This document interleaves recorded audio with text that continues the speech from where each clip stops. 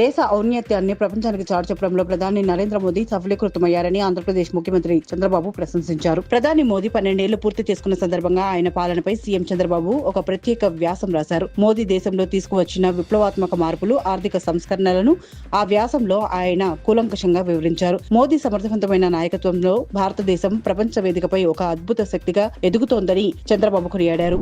ఆంధ్రప్రదేశ్ రాజధాని అమరావతికి కేంద్ర ప్రభుత్వం కీలక ప్రాజెక్టు ప్రకటించింది. సెంట్రల్ సెక్రటేరియట్ నిర్మాణానికి సంబంధించి సిపిడబ్ల్యూడి ప్రతిపాదనకు కేంద్ర కేబినెట్ బుధవారం ఆమోదం తెలిపింది. దీంతో అమరావతిలో 2534 కోట్లతో సెంట్రల్ సెక్రటేరియట్ నిర్మాణానికి రంగం సిద్ధమైంది. ఇందులో భాగంగా కామన్ సెంట్రల్ సెక్రటేరియట్ కోసం 1299.08 కోట్లు, కేంద్ర ప్రభుత్వ ఉద్యోగాల నివాస సముదాయాల కోసం 1234.91 కోట్లు వెచ్చించనున్నారు. ఇందుకోసం సిఆర్డీఏ ఇప్పటికే 22.53 ఎకరాల భూమిని కేటాయించింది.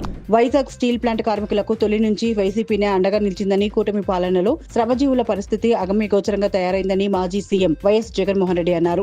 7 హిల్స్ ఆసుపత్రిలో స్టీల్ ప్లాంట్ ప్రమాద బాధితులను పరామర్శించిన అనంతరం ఆయన మీడియాతో మాట్లాడారు. తమ హయాంలో ప్లాంట్ ప్రైవేటీకరణను అడ్డుకుంటూ అసెంబ్లీలో తీర్మానం చేశామని, ప్రధానికి లేఖ రాశానని గుర్తు చేశారు. గత 2 ఏళ్లలో కాంట్రాక్టు ఉద్యోగులను తొలగించడమే కాకుండా వీఆర్ఎస్ ఒత్తిడి ద్వారా ఉద్యోగుల సంఖ్యను 28,000 నుంచి 16,000కు కుదించారని జగన్ ఆరోపించారు.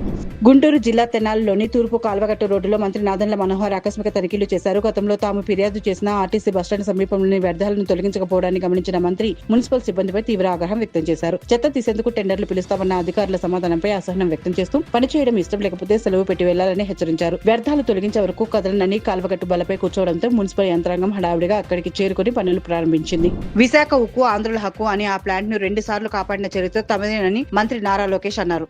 విశాఖ హుక్కును విధ్వంసం చేసి రాజధాని పేరుతో అక్కడి భూములను కొట్టేయాలని జగన్ ప్రయత్నించారని ధ్వజమెత్తారు. స్టీల్ ప్లాంట్ వల్ల కాలుష్యం వస్తుందంటూ కార్మికుల జీవితాలతో చెలగాటమాడిన జగన్ ఇప్పుడు ఏం సమాధానం చెప్తారని ప్రశ్నించారు. బాధితులను పరామర్శించడం తప్పు కాదు గాని ప్లాంట్ ను సర్వనాశనం చేయాలని కుట్ర పన్నిన జగన్ విశాఖ కార్మికులకు క్షమాపణ చెప్పి బెంగళూరు వెళ్లాలని హితవు పలికారు. వైసీపీ యువనేత బైరెడ్డి సిద్ధార్థ్ రెడ్డిపై కర్నూలు 3 టౌన్ పోలీసులు కేసు నమోదు చేశారు. రాష్ట్ర మంత్రి టీజీ భరత్ ఇచ్చిన ఫిర్యాదు మేరకు ఈ చర్యలు తీసుకున్నారు. ఇటీవల కలెక్టరేట్ నిరసనలో ఒక ఫార్మా కంపెనీ వ్యవహారంలో మంత్రి భరత్ 45 కోట్ల ముడుపులు తీసుకున్నారంటూ బైరెడ్డి చేసిన వ్యాఖ్యలు తన ప్రతిష్టకు భంగం కలిగించాయని మంత్రి ఆరోపించారు. దీనిపై విచారించిన పోలీసులు బిఎన్ఎస్ సెక్షన్ కింద కేసు నమోదు చేసి ఆధారాలు సేకరిస్తున్నారు. ఈ పరిణామం జిల్లా రాజకీయాల్లో తీవ్ర చర్చనీయాంశంగా మారింది.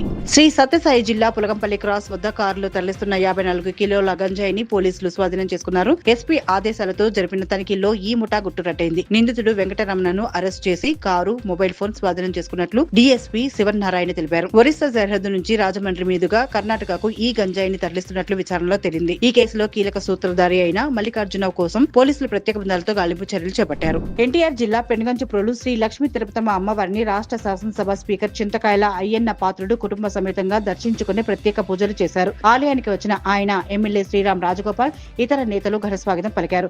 రాష్ట్రం సుభిక్షంగా ఉండాలని, ప్రజలు సుఖశాంతులతో జీవించాలని అమ్మవారిని ప్రార్థించినట్లు స్పీకర్ తెలిపారు. రాష్ట్రాభివృద్ధి కోసం అధికార ప్రతిపక్షాలు కలిసి పనిచేయాలని ఆకాంక్షించిన ఆయన సీఎం చంద్రబాబు సహాయంతో ఆలయ అభివృద్ధికి తమ వంతు కృషి అందిస్తామని హామీ ఇచ్చారు.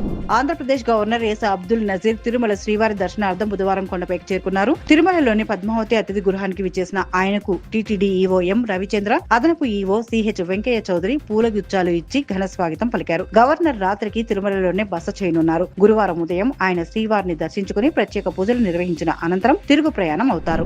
భారతీయ సంస్కృతికి యోగా ప్రతీక అని మైలవరం ఎమ్మెల్యే వసంత వెంకటకృష్ణ ప్రసాద్ అన్నారు. ఇబ్రహీంపట్నం పవిత్ర సంగమం వద్ద జరిగిన యోగాంధ్ర కార్యక్రమంలో జిల్లా కలెక్టర్ డాక్టర్ జి లక్ష్మీషత్తో కలిసి ఆయన పాల్గొన్నారు. యోగాలో శారీరక, మానసిక ప్రశాంతత లభిస్తుందని, ఒత్తిడి, షుగర్ లెవెల్స్ నియంత్రణకు ఇది ఎంతో అవసరమని పేర్కొన్నారు. జూన్ 21న అమరావతిలో సీఎం చంద్రబాబు నాయకత్వంలో నిర్వహించే భారీ అంతర్జాతీయ యోగా వేడుకలను విజయవంతం చేయడానికి ప్రతి ఒక్కరూ సహకరించాలని ఈ సందర్భంగా ఎమ్మెల్యే పిలుపునిచ్చారు.